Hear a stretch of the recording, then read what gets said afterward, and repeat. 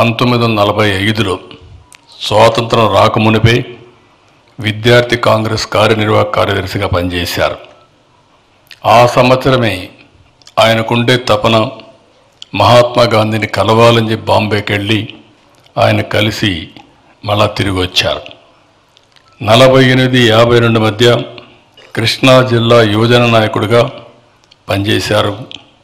52లో రాయలసీమలో కరువు వస్తే విరాళాలు సేకరించిన వ్యక్తి మండలి వెంకట కృష్ణారావు గారు అని చెప్పి మీకు తెలియజేస్తున్నా. ఏ జిల్లాలో ఉంటే ఆ జిల్లాకే పరిమితమయ్యే రోజుల్లో కాదు, ఇది నా బాధ్యత, సమాజానికి ఎక్కడ ఇబ్బంది వచ్చినా ఆ ఇబ్బంది తనదిగా భావించి పనిచేసిన వ్యక్తి. ఇంకొక పక్కన మీరు చూస్తే సముద్రం ఒడ్డునున్న భూమిని సాగులోకి తేవాలని అనేక విధాలుగా ప్రయత్నం చేశాడు. దీంట్లో భాగంగా 15,000 ఎకరాలను సాగులోకి తెచ్చి పేదలకు పంచాడు.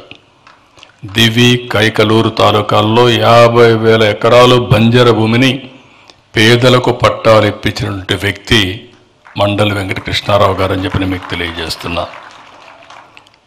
1957లో మొట్టమొదటిసారిగా లోకసభ సభ్యుడయ్యాడు.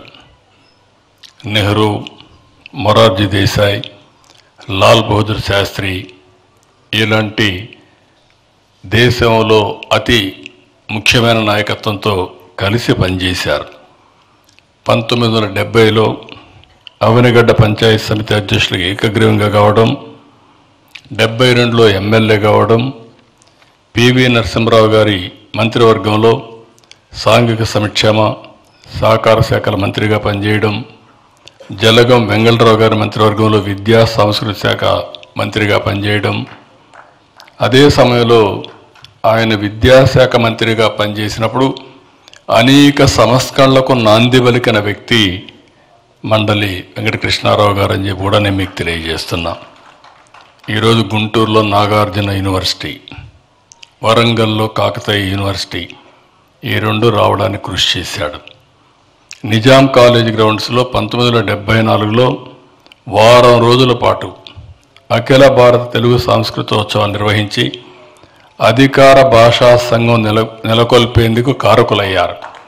ఈరోజు అధికార భాషా సంఘం ఉందంటే అది వారు ఆ రోజు చూపించిన చొరవేనని చెప్పి నేను మీకు తెలియజేస్తున్నా.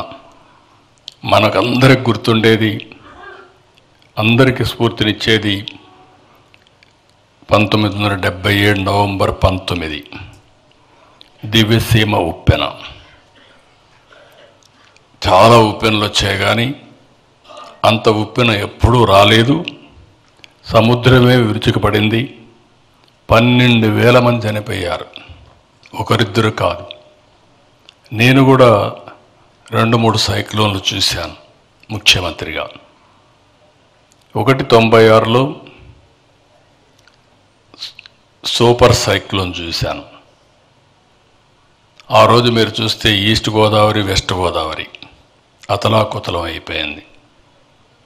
కొన్ని ఫిషర్మెన్ విలేజెస్ 100 మంది చనిపోయారు. ఇక్కడ 12,000 మంది చనిపోయారు. ఆ రోజుట్లో ఒక 3,000 మంది చనిపోయారు. అది చూస్తే చాలా బాధ కలిగింది. అది నేను పనిచేయడానికే ఒక ముఖ్యమంత్రిగా నాకు చాలా కష్టం కూడా అయింది.